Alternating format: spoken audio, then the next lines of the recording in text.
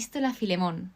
Estamos ante la carta más corta de Pablo y ante la carta más explosiva. ¿Y por qué la carta más explosiva?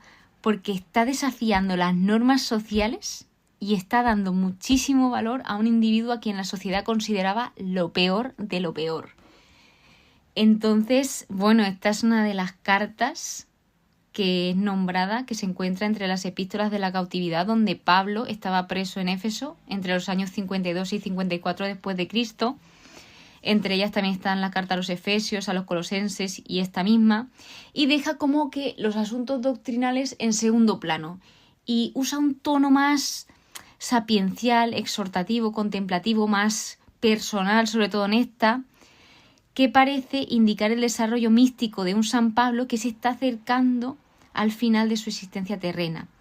¿Y por qué es una carta más personal? Porque está abordando un asunto único. En general abordaba asuntos sobre iglesias, sobre líderes de iglesias, pero es que esta carta va en específico, o sea, directa a una persona, y diría que antes de ir directa a una persona va directa al corazón de una persona. Es una breve carta para anunciar el regreso del esclavo de Filemón, que era Onésimo, porque había huido, o sea, se había fugado y esto pues no estaba nada bien. Entonces, bueno, o sea, es una carta tan breve pero con tanto significado, es que cuando la estudiaba no me lo podía creer, porque yo decía, pues sí, es una carta bonita, le está pidiendo que lo reciba de nuevo, que le abra los brazos, pero no sabía todo el trasfondo social y cultural que tenía detrás. Porque en esta cultura de estos tiempos de que os estoy comentando las cartas, los esclavos eran lo más normal de lo normal. Había muchísimos, y cuando digo muchísimos son muchísimos, o sea, miles y miles y miles de esclavos. Entonces, claro, el volver a recibir a un esclavo que se había fugado, justamente lo que la sociedad te enseñaba era todo lo contrario a amarlo. E incluso tú tenías derecho sobre esa persona a hacer lo que quisieses porque él se había fugado. Entonces esto era un escándalo lo que Pablo estaba haciendo aquí, que era, como os comentaba, desafiar las normas sociales y darle valor a un individuo a quien la sociedad consideraba que era nada. Entonces, ¿quién es Filemón? Bueno, Filemón significa aquel que es hospitalario. Filemón es un amigo de Pablo, es un cristiano convertido por él, es decir, que Pablo tuvo que ver en su conversión, y que reside en Colosas. Entonces, ¿qué vemos aquí? Que en esta carta lo que está haciendo es arrojar mucha luz sobre la delicadeza del corazón de Pablo y la solución del problema de la esclavitud. Luego, Filemón era un ciudadano romano acomodado de Colosas que se convirtió en cristiano. Epafras y Filemón inician una iglesia en Colosas, que esto se ve en Colosenses, y luego Onésimo, el nombre de Onésimo, que era el esclavo, significa útil. Entonces se ve que Onésimo le hizo mal a Filemón y huyó. Entonces se encontró con Pablo, no sabemos cómo, no sabemos si él fue a buscar a Pablo o pues por cosas de la vida dio con Pablo, por la providencia de Dios dio con Pablo y se convierte en cristiano. Entonces la misión que hay aquí es que Filemón perdone a Onésimo y lo acepte no solo como un esclavo, es decir, que ya no lo acepte como un esclavo, sino como a un hermano. Esto, ¡pum! O sea, esto en esa época era una locura, impensable. O sea, es que ni se les pasaba por la cabeza cómo iban a tratar a un esclavo como a un hermano. Es decir, el mensaje que aborda es un mensaje de reconciliación e igualdad en Cristo. O sea, ante Cristo da igual el estatus social que tengamos o a la clase social a la que pertenezcamos. Somos iguales, somos personas para Él. Y Él ha muerto tanto por un rico, por un pobre, por alguien de clase media, por alguien de clase así, asa. O sea, Él ha muerto por todos nosotros, seamos quienes seamos. O sea, y esta también es la única carta donde Pablo no habla sobre la muerte y resurrección de Jesús, porque lo está viviendo, es decir, está encarnando el significado de la cruz. Así que vemos cómo lo inútil pasa a transformarse en útil en ese encuentro con el Señor. O sea, que Dios puede transformar aquello que es inútil a útil. Y también, otra de las cosas que no os he contado, es que según la tradición, Onésimo, el que era el esclavo, llegó a ser obispo en Éfeso, donde sucedió a Timoteo. O sea, Timoteo, que lo leímos el libro anterior, no, los dos anteriores, que está la primera epístola a Timoteo y la segunda epístola a Timoteo, antes de Tito.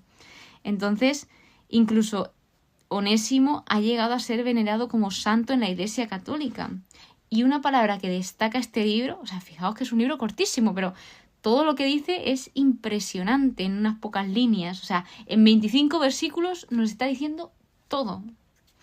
Y una palabra de las que más destaca es comunión, que viene de koinoina, que es compañero, o sea, compartir. Así que lo que también destaca, lo que os comentaba, la igualdad en Cristo y que todos tenemos una necesidad de perdón. Entonces, bueno, vemos cómo los principios de la carta a Filemón están destruyendo la esclavitud. Pablo empieza saludando como siempre, saluda a Filemón, a los demás, a la iglesia que se reúne en su casa. Luego habla de él como prisionero de Jesucristo. O sea, él se consideraba prisionero de Jesucristo, no prisionero de Roma.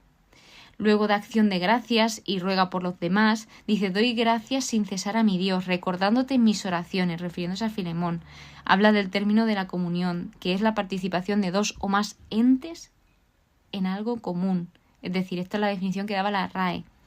Luego, lo que nos viene a decir el versículo 6 es que el dueño y el esclavo son ambos dos cristianos, rescatados y libres servidores de Dios y de sus hermanos. Me alegraron mucho y me sirvieron de consuelo las noticias sobre tu caridad por el alivio que los corazones de los santos han recibido de ti, hermano. Es decir, que Pablo le estaba agradeciendo a Filemón por su caridad, porque había dado mucho alivio en los corazones de los demás. Y luego pide en favor de Onésimo, que habla de Onésimo como aquel a quien Pablo engendró entre cadenas, o sea, bajo el arresto domiciliario. Le dice Pablo, en Cristo tengo suficiente libertad. Él ya estaba anciano, Pablo. Si en otro tiempo te fue inútil, ahora es muy útil para ti y para mí. Trátalo como a mí. Es decir, aquí Pablo hace un juego de palabras con inútil y útil. O sea, y se ve esa transformación de una persona que supuestamente no servía para nada a una persona que acabó sirviendo para todo. No he querido hacer nada sin consultarte, para que esta buena acción tuya no fuera forzada, sino voluntaria. Es decir, Pablo no quería obligar a nadie. Y esto también es lo que hace Cristo con nosotros. Dios no nos obliga a nada. Él nos deja libre elección. Entonces, Él le da esa libertad y no le obliga.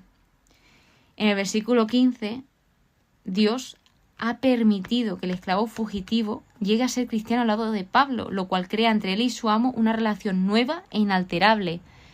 Es decir, es que, o sea, también nos está mostrando una imagen de nosotros, de cómo éramos antes de Cristo. O sea, antes de Cristo éramos esclavos. O sea, como habla el Nuevo Testamento y el Antiguo Testamento, eran esclavos de la ley, hasta que llegó Cristo y los liberó. O sea, Cristo vino para salvar, para liberar, para darnos esa libertad. Por eso también fue tan perseguido, porque había personas que no les interesaba que los demás tuviesen libertad. Entonces dice, el propósito de todo esto era para que lo recuperaras, no como un esclavo, sino como un hermano querido. O sea, Filemón el amo perdió un esclavo, pero Filemón, el cristiano, obtuvo un hermano y además para siempre. O sea, está sacando lo mejor de una mala situación. O sea, a pesar de esa huida, él está sacando lo bueno de lo malo y está diciendo que él ya no va a recuperar un esclavo, sino algo muchísimo mayor y de un valor inexplicable comparado con un esclavo, que va a ser un hermano. Acógele, recíbele, y dice, y si en algo te perjudicó o algo te debe, ponlo a mi cuenta. O sea, ojo, que esto es lo que Jesús hizo por nosotros, que si algo debíamos a Dios o algo le ha perjudicado a Dios, Jesús dijo, ponlo a mi cuenta. O sea, yo me voy a poner en lugar de ellos y yo voy a pagar todas sus deudas. Por eso yo muero por todos ellos en la cruz, por ti, por el de al lado, por toda la humanidad, para que sean libres y para que no tengan ese peso de todos los pecados en la espalda. Y a continuación Pablo deja entender a Filemón que hará bien en dejar en libertad a Onésimo. Le dice, te escribo confiado en tu docilidad, seguro de que harás más de lo que te pido.